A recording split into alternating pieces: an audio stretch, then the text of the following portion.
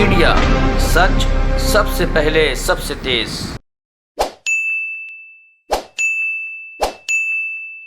को मेरा नमस्कार। एक महत्वपूर्ण मुद्दे पर जिस पर हमने अपना जवाब और बहुत सबसे ज़्यादा कॉम्प्रिहेंसिव जवाब चुनाव आयोग को दिया है, उस पर चर्चा करने के लिए आज आपके सामने आए हैं। 16 जुलाई 2022 को प्रधानमंत्री मोदी ने बुंदेलखंड के अपने एक भाषण में पहली बार रेवड़ी शब्द का इस्तेमाल किया। यह चौंकाने वाली बात है और थोड़ी विस्मय वाली बात है कि चुनाव आयोग उसके बाद जागा और उन्होंने फ्रीबीज, रेवड़ी ऐसे शब्दों पर एक बहस करने के लिए राजनीतिक दलों से उनका जवाब मांगा। यह चौंकाने वाली बात इसलिए है क्योंकि इस देश के लोकतंत्र के प्रहरी जो संस्थाएं हैं, जो इंस्टीट्यूशंस हैं, वो इंडिपेंडेंटली एक्ट करें, अपने अधिकार क्षेत्र में एक्ट करें, इसमें हमें कोई समस्या नहीं है। लेकिन प्रधानमंत्री मोदी की 16 जुलाई की रैली के भाषण के बाद जब चुनाव आयोग हरकत में आता है और उस प्रभाव में कुछ करता है तो थोड़े सवाल जरूर उठते हैं, उनकी विश्वसनीयता पर, उनकी साख पर, उनकी प्रतिष्ठा पर। और मेरा अपना मानना है कि ये जो रेवड़ी का डिबेट है, जो ये रेवड़ी की चर्चा है, ये कहीं ना कहीं एक गलत दिशा में जा रही है। हम एक लोकतंत्र में रहते हैं जहां पर जनमत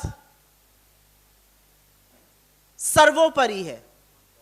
रेवड़ी हो या शर्फी हो या गजक हो, जो भी हो, कुछ चीजों का फैसला एक लोकतंत्र में जनता पर छोड़ देना चाहिए, उनके मत पर छोड़ देना चाहिए, उनके विवेक पर छोड़ देना चाहिए।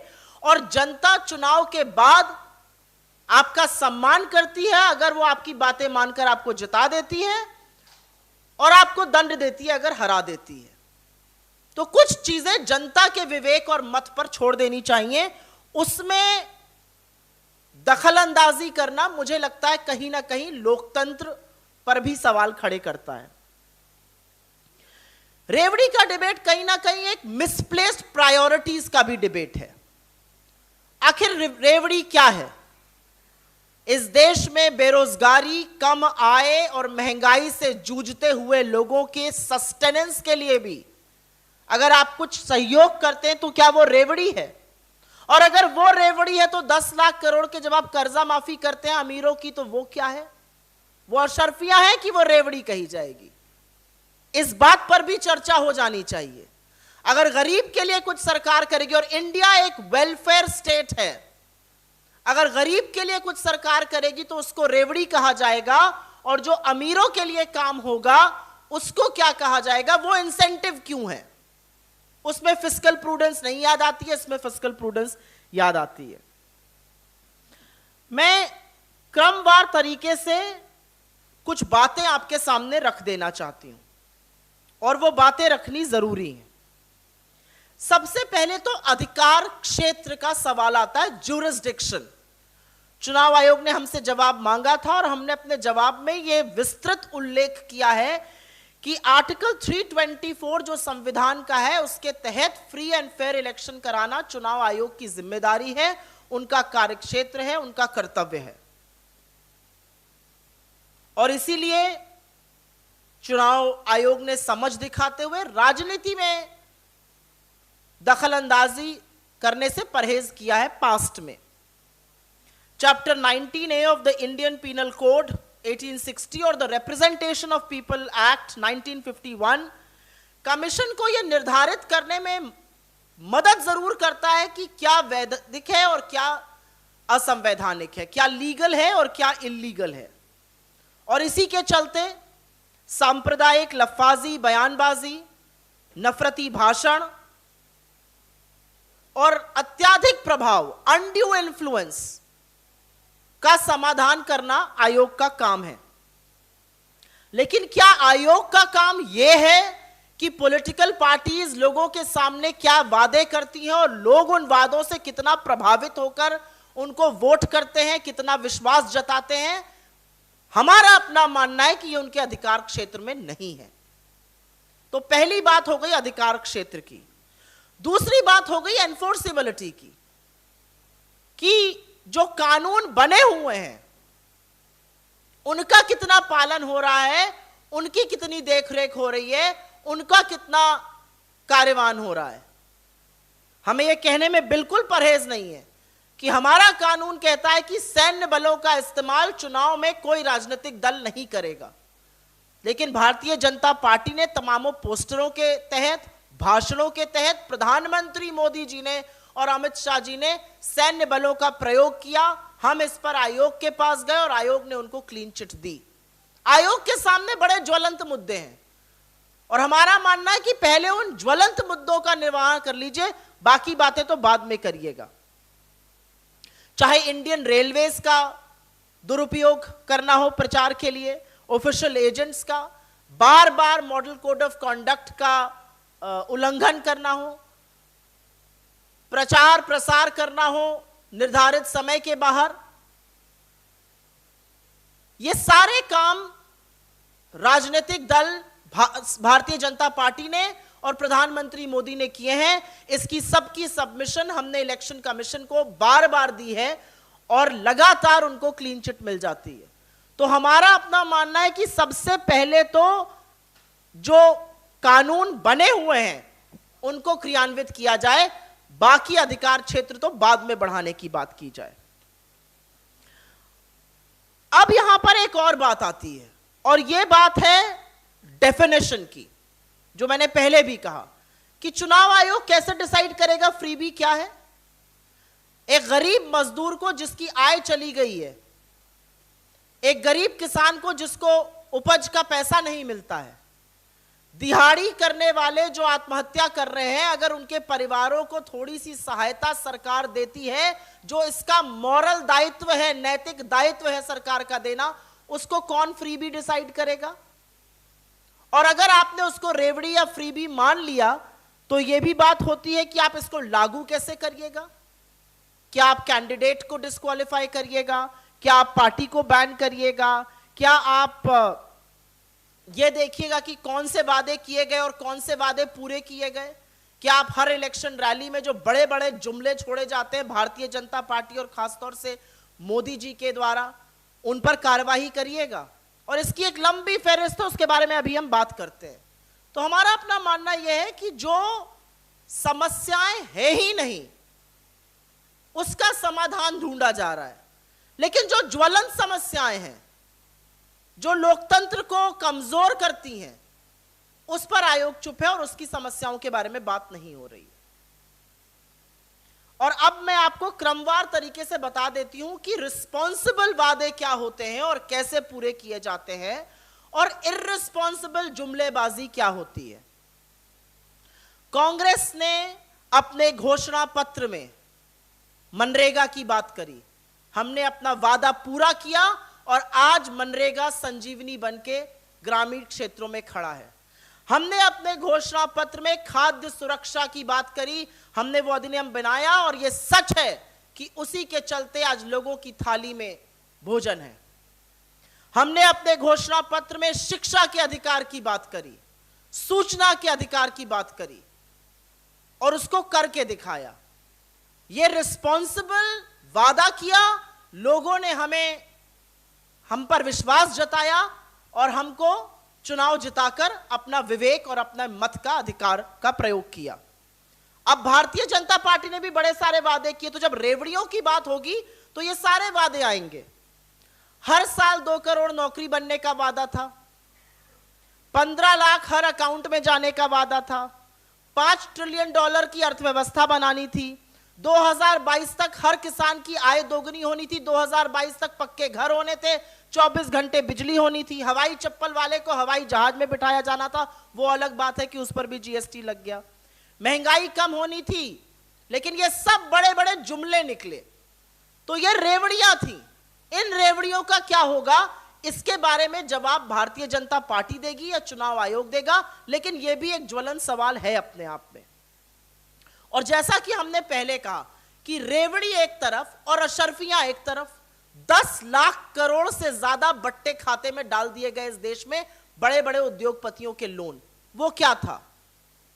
वो रेवड़ी थी, वो अशरफी थी, वो खुद ब खुद सोने की थाली थी, वो क्या था? इसके बारे में भी सवाल होगा आज, इसके बारे में भी चर्चा होगी। कॉर्पोरेट टैक्स कट करना क्या था? आप स्टार्टअप को इंसेंटिव देते हैं, आप इंडस्ट्री लगाने पर टैक्स इंसेंटिव देते हैं, फ्री बिजली की बात करते हैं, करनी चाहिए। लेकिन अगर एक तबके के लिए ये इंसेंटिव है तो दूसरे तबके के लिए जो सस्टेनेंस है उसको कैसे नकारा जा सकता है? वो कैसे फ्री भी बन गया? और यह भी सच है कि चुनाव है तो दूध के दाम सारे देश में बढ़ेंगे, गुजरात में नहीं बढ़ेंगे। सीएनजी और पीएनजी के दाम सारे देश में बढ़ेंगे, गुजरात में घटाए जाएंगे। अमित शाह जी गुजरात में जाकर फ्री सिलेंडर का दावा करते हैं। ऐसा दावा तो प्रधानमंत्री जी ने और अमित शाह जी ने यूपी में किया था। दिवाली में कितने लोगों को फ्री सिलेंडर होली दिवाली मिला, इसका भी उल्लेख हो जाए।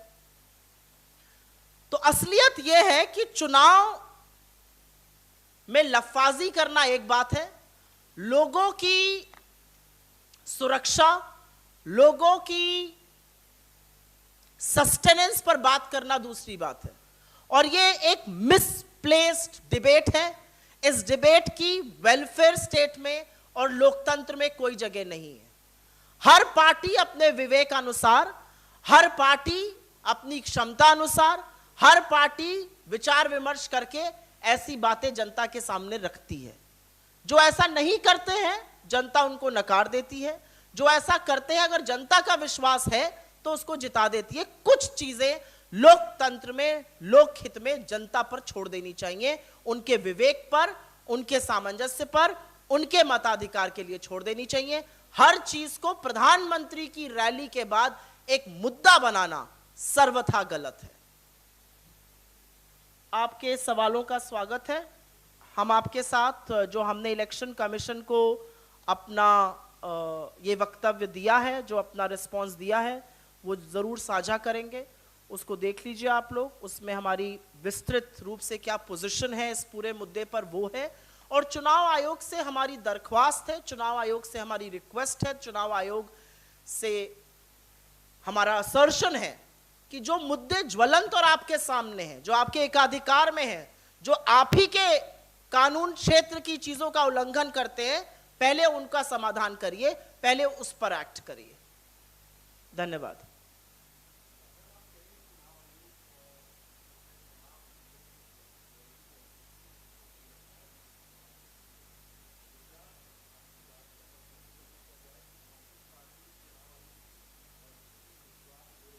नो, बिल्कुल भी नहीं। हमारा अपना मानना यह है क्योंकि चुनाव आयोग ने इस पर राजनीतिक दलों से जवाब मांगा, हमने अपने जवाब में साफ तौर से यह निहित किया है कि यह आपके कार्यक्षेत्र में नहीं है। और हमने चुनाव आयोग के सामने अपनी बात रखते हुए कहा है कि यह सारी चीजें लोकतंत्र में जनता पर छोड़ देनी चाहिए।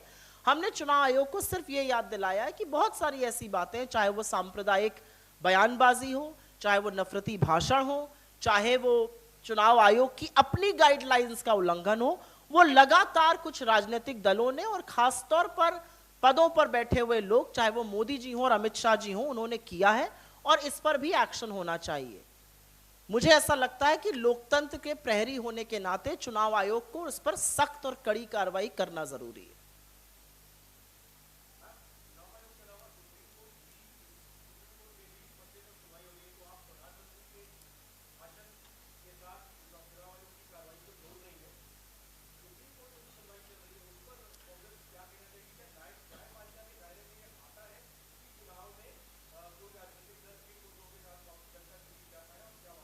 मैं आपसे थोड़ी सी गुस्ताखी करके डिसएग्रीमेंट करती हूं। मैं जोड़ नहीं रही हूं, मैं सिर्फ यह कह रही हूं कि 16 जुलाई 2022 के पहले इस पर किसी संस्था ने कोई चर्चा नहीं करी थी और एकदम से रेवड़ी इस देश का सबसे बड़ा मुद्दा बन गया है।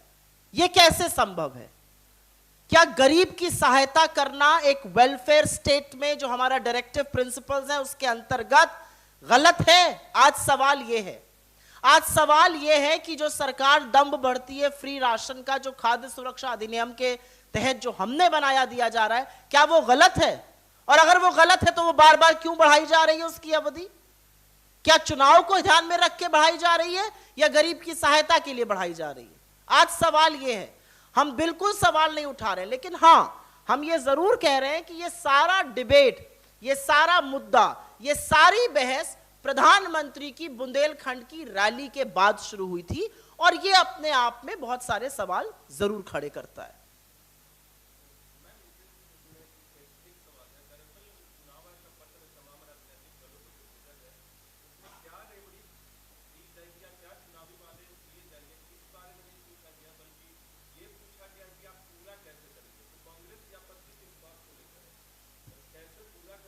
हमारी आपत्ति नहीं है, हमारी जो मत है, हमारा जो स्टैंड है, वो चुनाव आयोग के अधिकार क्षेत्र को लेकर है और जो पेंडिंग कानून है उनकी एनफोर्सेबिलिटी को लेकर है। चुनाव आयोग के सामने एक बहुत बड़ी समस्या है कि किस तरह से नफरती भाषण, सांप्रदायिक बयानबाजी, किस तरह से अनड्यू इन्फ्लुएंस, किस तरह से उनके ही रूल्स का उल्लंघन प्रधानमंत्री मोदी करते हैं लगातार।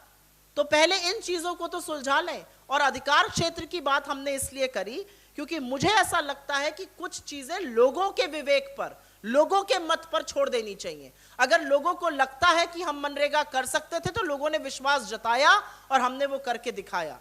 यह अलग बात है कि प्रधानमंत्री मोदी ने भी एक लंबी फेहरिस्त दी थी अपने चुनावी भाषणों में, उसमें से कुछ करना तो दूर, अभी अच्छे दिन का इंतजार ही करा रहे हैं। यह अलग बात है कि अच्छे दिन का अब नाम नहीं लेती है भारतीय जनता पार्टी। यह अलग बात है कि 2 करोड़ सालाना रोजगार की बात नहीं करती है। यह अलग बात है कि अब $5 ट्रिलियन की इकोनॉमी की कोई बात नहीं करता, 3 ट्रिलियन डॉलर पे तालियां बजाई जाती हैं।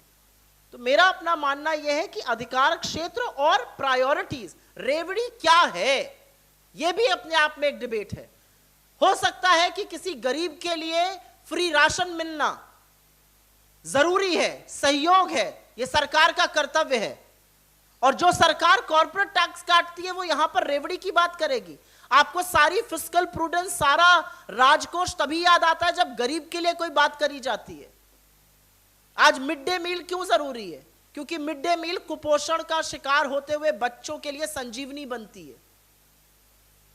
अब उसको भी क्या आप रेवड़ी कहने लगिएगा? तो सिंपल हमारी बात यह है कि हमारी आपत्ति या हमारा मत जो है वो कार्यक्षेत्र का है और लोगों के विवेक के साथ उस पे सामंजस्य बिठाने का है। Any other questions on this? हाँ, श्योर।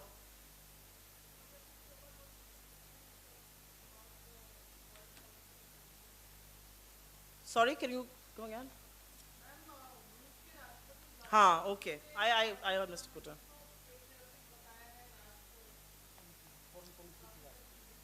रूस के राष्ट्रपति ने भारत की फॉरेन पॉलिसी के बारे में जो उल्लेख किया है, मुझे गर्व है कि उस फॉरेन पॉलिसी की, उस विदेश नीति की, उस कूटनीति की नींव पंडित नेहरू ने रखी थी और हर प्रधानमंत्री ने उसका निर्वाह किया है। चाहे पंडित नेहरू हो, चाहे इंदिरा जी हो, चाहे राजीव जी हो, चाहे शास्त्री जी हो, चाहे अटल जी हो, हर प्रधानमंत्री ने उसी फॉरेन पॉलिसी का, उसी कूटनीति का, उसी विदेश नीति का निर्वाह किया है जो नॉन अलाइंड थी। हम अपने अधिकार की, अपने हित की बात करते हैं और हम किसी भी ब्लॉक के साथ अलाइन नहीं होते। ये फॉरेन पॉलिसी जिसका जो उल्लेख किया जा रहा है, जिसकी आज तारीफ करी जा रही है, ये पंडित नेहरू की बनाई हुई थी। और हमें इस बात का फक्र है कि आज 2022 में भी लोग इसकी तारीफ कर रहे हैं। यह भी सच है कि रूस से हमारे रिश्ते प्रगाढ़ बनाने का काम स्वयं नेहरू जी ने और उनके बाद इंदिरा जी ने बहुत हद तक किया था। और यह भी सच है कि आज हम रूस से तेल आयात कर रहे हैं और फर्टिलाइजर 8 गुना हो गया आयात करना, और इसलिए रूस हमारी तारीफ कर रहा है। मुझे लगता है कि एक नेशन स्टेट के तौर पर हमारी फॉरेन पॉलिसी दलगत राजनीति का हिस्सा ना बने और भारतीय जनता पार्टी इस पर अपनी पीठ ना थपथपाए तो ही अच्छा रहेगा। क्योंकि फॉरेन पॉलिसी एक राष्ट्र, एक देश की होती है, उस पर इररिस्पॉन्सिबल बयानबाजी करना और उस पर सीना ठोकना कहीं ना कहीं आपकी दूरदर्शिता को कम आंकता है। ये फॉरेन पॉलिसी हमारे फाउंडिंग फादर्स ने, देश आजाद भारत के प्रथम प्रधानमंत्री ने इसकी नींव रखी थी और आज भी इसका निर्वाह हो रहा है। ये गर्व की बात है। I welcome the statements made by the head of Russia, President Putin, and I'm extremely proud of the fact that India's foreign policy has stood us in good faith after all of these years. I feel extremely proud about the fact that the bedrock of this foreign policy was laid down by independent India's first Prime Minister, Pandit Nehru, and Prime Ministers after him, whether it was Shastri ji, or Indira ji, or Rajiv ji, or everybody else, including Atal Bihari Vajpayee ji, everybody else followed the basic tenets of the foreign policy that were laid by Pandit Nehru, which is non-alignment. We did not ally with any of the blocs, even during the Cold War, and it helped us in our independent thinking, in our independent view. It helped us serve our own good before serving anybody else's. And so I'm extremely proud about the fact that in 2022, the same foreign policy is being lauded. I think it will be foolhardy for any political party, including the Bharatiya Janata Party, to make false claims on this. Foreign policy is a function of the Indian state. It is not a function of any political party, and I think that is how it needs to be respected. Thank you. बहुत बहुत धन्यवाद आपका.